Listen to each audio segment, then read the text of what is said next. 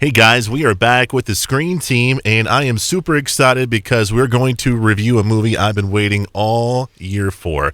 We're talking about Rogue One, a Star Wars story. And we've got a great panel for you to review this movie.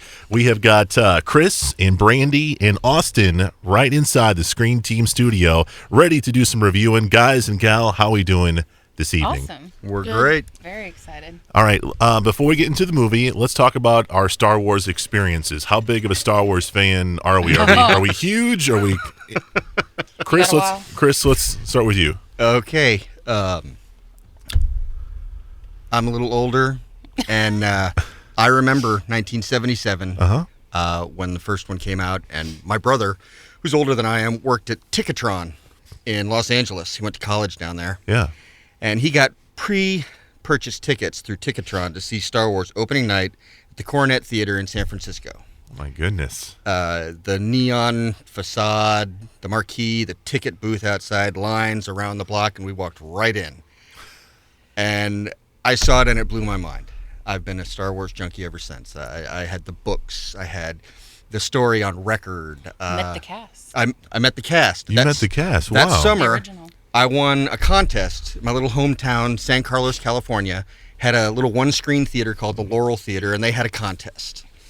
And it was, pretty official. The cast was on a promo tour, and they stopped in San Francisco. And on their way down the peninsula, they came through San Carlos, and because I had verifiable 255 ticket stubs from that summer watching A New Hope, Star Wars, I got to meet them along with a bunch of other people who won other contests. It was like a big group thing. But yeah, I got to meet the cast, and yeah, I've just been hooked ever since. That's a great story, man. Yeah, like I said, books, and I had the movie on vinyl. I had John Williams' score on vinyl. Yeah. All kinds of that stuff. Yeah. I even bought the Ralph McQuarrie pre-production paintings. All that stuff. Yeah, you definitely pass as a Star Wars fan, I think. Brandy, how I'm about not you? quite as legit as all that. There's a little bit of an age difference here. But I did bring her into the fold. Yes, as the newbie to the Star Wars universe, Right. I actually saw all of them for the first time last year. Before Force Awakens came out, because I really wanted to see Force Awakens. He's like, absolutely not. You're not allowed to see it until you watch 4, 5, 6, 1, 2, 3 in this order, no exceptions. So we took like 8 weeks leading up to Force Awakens and weekend binge watching Star Wars leading up to it, and I was hooked. Like before I ever got to Force Awakens, I was hooked. I was like, yes, this. And then when I saw Force Awakens, it was just over. It was totally over. So, and today proved to be another reason why I'm not leaving the universe. That's for sure. Austin, how about you, man? Well, since I was like 3, I've watched them with you. I've watched them all. You're welcome. Yes, thank you. And Absolutely. I really like them, and I just can't get over how awesome they are. Great. Let's talk about Rogue One, guys. It's the newest film in the Star Wars canon. Where exactly is this? Is this a prequel? Is this a sequel? Let the folks know where is Rogue One in the universe. Do you want to try? It's kind of in the middle. It's kind of like a prequel, right? Yeah. It's right before A New Hope, which is Episode 4. So it's kind of a prequel. I like to call it a bridge. Exactly. I think it as a bridge. I like It that. is. I like that.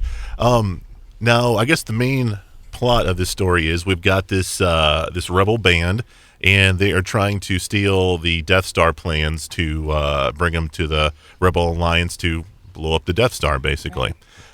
So that's our plot. That's what we got going on. What were your guys' initial thoughts with Rogue One, Chris? I thought it was great, honestly, and I'm not just being a fanboy here. I really thought it was good. The original series, 4, 5, and 6, wonderful stories, but it was really kind of stylized. It was really cleaned up quite a bit. It was sanitized. It was very fairy tale-ish in its feeling. It was Heavy-handed. Great story. But Rogue One really kind of brought it home. It was more like a behind-the-scenes feeling than skimming the surface. It wasn't the cliff notes of the Star Wars story. It was the meat and potatoes of it. That's the feeling I got. Yeah. Gareth Edwards did a really good job paying homage to a lot of little things that fans of the original series will pick up. But at the same time, he told a great story, and he did it without being so stylized. And yet you recognized everything. Yeah. If you're a Star Wars fan, nothing was unfamiliar. And it really did answer a lot of questions. But maybe not questions, really, but... Things that always just kind of stuck on, like, that doesn't... Right. It really did flesh out a lot of things that you had to take on faith in the original series, Yeah. And I really like that aspect of it. Brandy, you mentioned just a little bit that you liked the movie. I mean, so you really were into it, huh? I was really into it. I was disappointed at rumors of the score being new and the intro being different, so I was a little disappointed. But honestly, it was so nice. I wasn't disappointed when I actually saw it. One thing that did stand out to me is that this cannot sit, in my opinion, as a standalone film. And that was the first thing that, as I'm watching, about halfway through, I was like, if you haven't seen any of the other movies, don't go watch this movie. Because that's a very good point. Any sense to you whatsoever. Yeah, absolutely. But it was so beautifully executed. Like I said, it bridged perfectly, because there were a lot of questions that I had because I'm not as intimate with the Star Wars saga, whatever the story as he is. It's a lifestyle. I'm not quite there yet. So for me, there were not any assumptions to be made. It was just kind of like some little cliffhangers from the other movies, and this fleshed out so much of that. So for me, it was the perfect bridge, but definitely not a standalone on its own. So, Austin, do you agree with them? Yes, very much so, because there were so many questions that I've had from the other movies, and this pretty much brought it all back together and cleared them all up. So now, with Rogue One, they said from the very beginning that this was going to be a war film. So I don't think I'm giving anything away by saying this, that we don't see a lot of Jedi. We don't see a lot of the stuff that we normally would with a Star Wars film. Right. Did this feel like a war film to you guys? It did. It did. As I said before, the original series was very stylized and kind of cleaned up. This was, as I said, the behind the scenes. This is the meat and potatoes of it. The Rebel Alliance doesn't exist to run around shaking their finger at the Empire. You naughty Empire. They shoot people. People die. Those flashes in space of ships exploding. Those are real people, and they die, and that happens a lot in this movie, because that's how you steal something from a larger entity. People die, right? And I thought that it was done really well. I mean, we still had the great pulling of the heartstrings for the Rebel Alliance and the boo for the Empire, but at the same time, they're people. They're all just people, and a lot of them died, and I thought that was really well done, not overdone, but. For me, it was twofold. One, you get to see a side of the Alliance that you probably don't think exists. Some temptation there that I won't obviously spoil for anybody, but you get to see a side of them that you didn't think was there. Politics.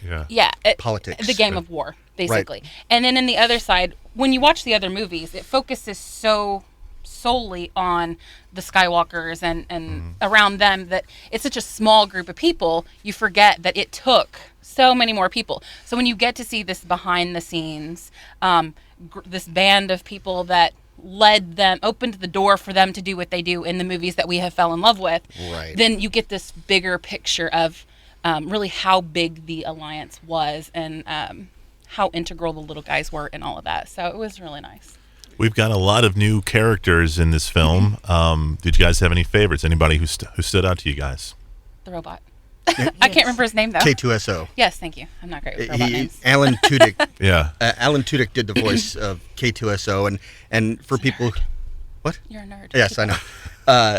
Some people might recognize the name. He was in Firefly. He was Wash. Nerd. Float like a leaf on the wind. For Sabrina, if you've seen the movie Wreck-It Ralph, he does the voice of King Candy. Just throwing that out there. All right, go ahead, guys. Okay. Really great character. He lends. Well, I mean, he's artificial, so there's very little prevarication.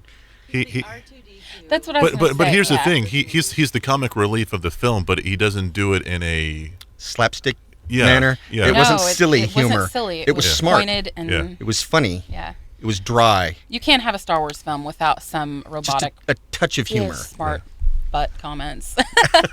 So, Austin, do you agree with him? Was K2SO your favorite, or did you have a different? Yeah, I think he was, because every time he would show up in the movie, he would have something funny to say. Right. And whatever was on his mind, he would say it, and then it was just really awesome. What did you think about Donnie Yen's character, who I think his name is Chirrut? What did you think about him? He's the blind guy. What did you think about him? I think he was really awesome, because even with that disability, he used his ears, and he fought like anybody else. He was like a ninja, man. He had ninja skills. That was pretty cool.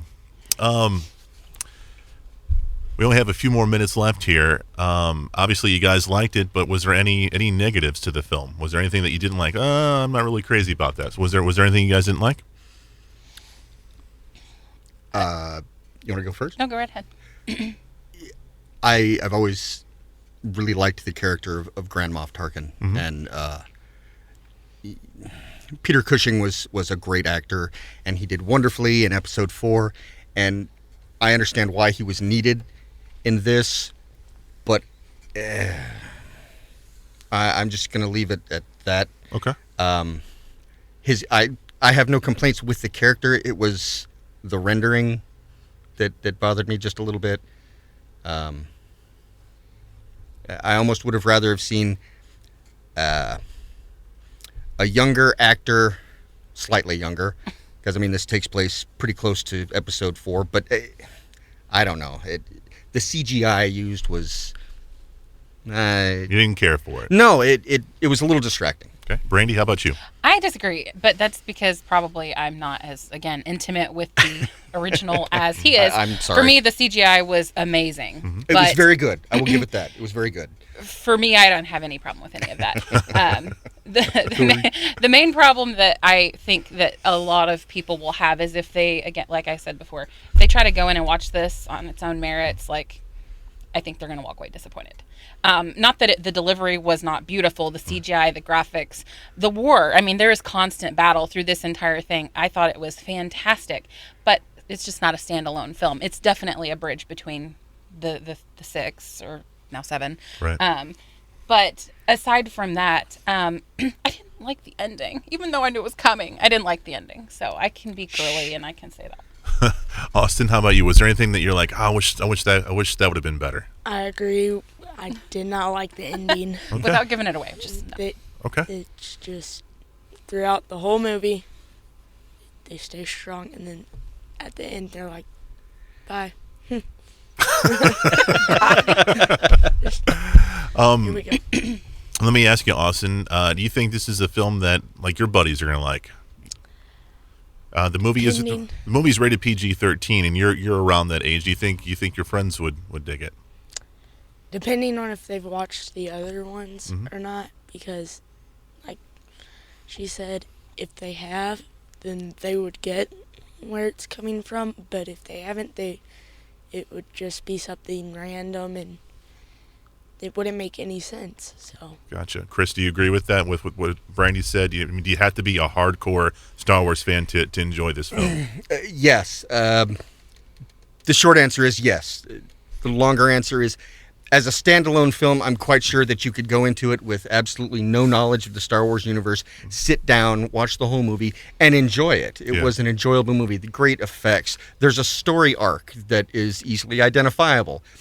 A lot of the name dropping and the characters won't be familiar to you, and they're referred to as if they should be. So yes, you're going to miss a lot. But overall, if you want just the experience of coming home. You don't get exactly. that with It will be a very nice kind of banal action flick set in space if you know nothing about the Star Wars universe. Right. It doesn't work nearly as well as a standalone as it does as a bridge. Very good. And you guys were awesome. Thank you guys so much for coming and Oh, my and pleasure. reviewing this, man. You guys did a great job. Thank you for Thank you for having having us. We us. enjoyed it very much. The movie is called Rogue One, and you can find it in theaters. We got more reviews coming your way next, right here on KWOC.